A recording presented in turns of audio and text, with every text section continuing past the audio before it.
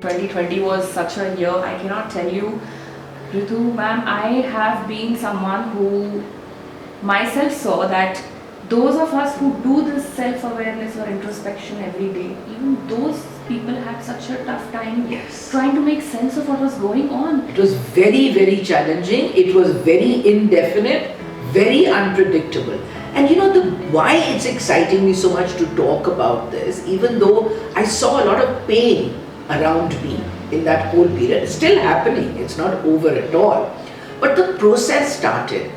And why I want to talk about it in another light is that I feel that this universe that we are part of never does anything that is not needed. May not be what we want, but we definitely needed this. Yeah, it may sound ridiculous to some people, but I feel that the universe is always working for us. It's always working to balance that energy. And this was an absolute necessity, because we have spent, humanity as such has spent thousands of years in creating security and control. Yeah, we became very secure in our universe. We could manipulate and control everything, really. And the moment we lose control, our life goes to pieces. Yeah, that is a very, very good learning experience, because otherwise, until we are shaken from our complacency, we don't move. That is just the nature of all of us. This brings me to a very interesting thing. I think this is one of the questions that all the people who have anxiety and depression, they all the time want their life to be in control. Yeah. And not having control is so freaky a thought to people that they actually feel like they just cannot function without it. Absolutely.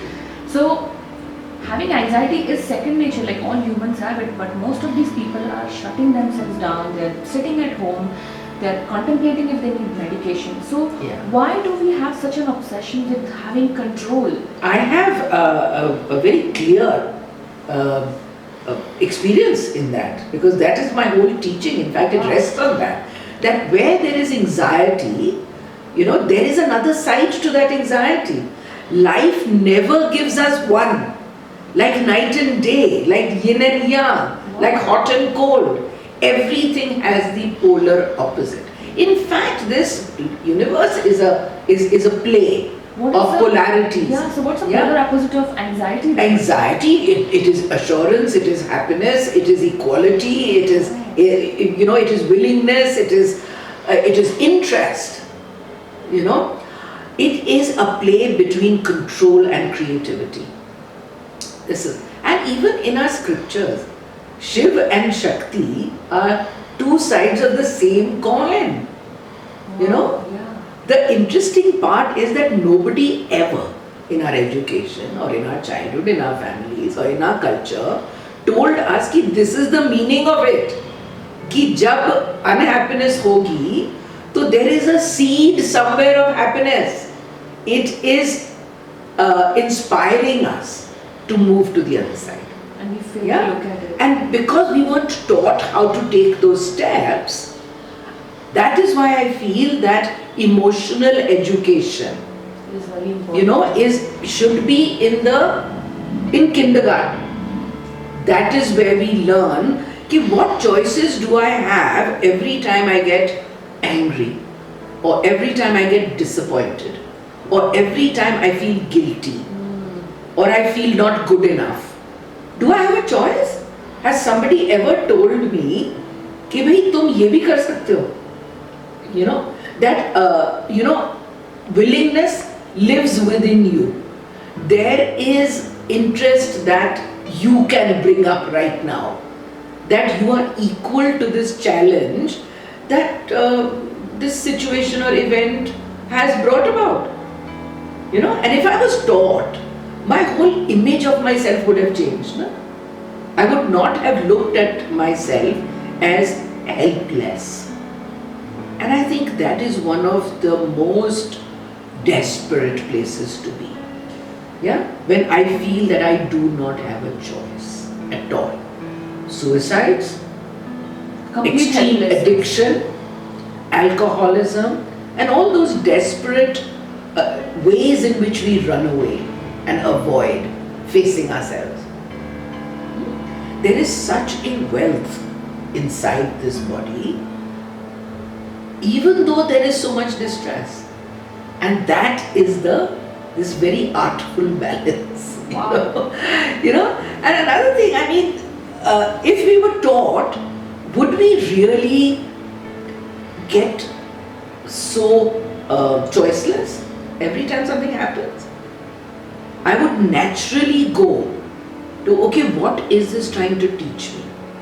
Where is the gift in this episode, in this event? ये मुझे क्या कहने की कोशिश कर रहा है? और जब तक हम सीखें ना, it won't go away. That is it, because the universe is always working for my best.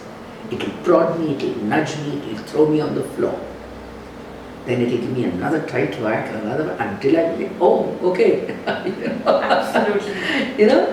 So in my effort to not just get rid of the stigma, I want to be able to share with people that it's, we are here for a very short while in this Absolutely. world. We came here to have fun. We came here to enjoy the brilliance of this universe, not to suffer. That suffering was our idea. And it was planted within us by the preachers, by the teachers, by the parents, by the culture, and we took it as our So, self. Ritu, can you tell me how Ajna Center started? Like, what was the initial thought which just started, and it has gone into so many different things. So, how did you evolve over these last so many years? As I told you, nothing happens without a reason. As I look back, as a child, I was a ailing child.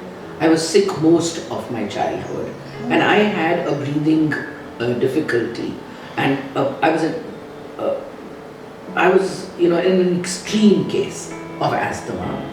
So a lot of my time was spent in bed, reading, and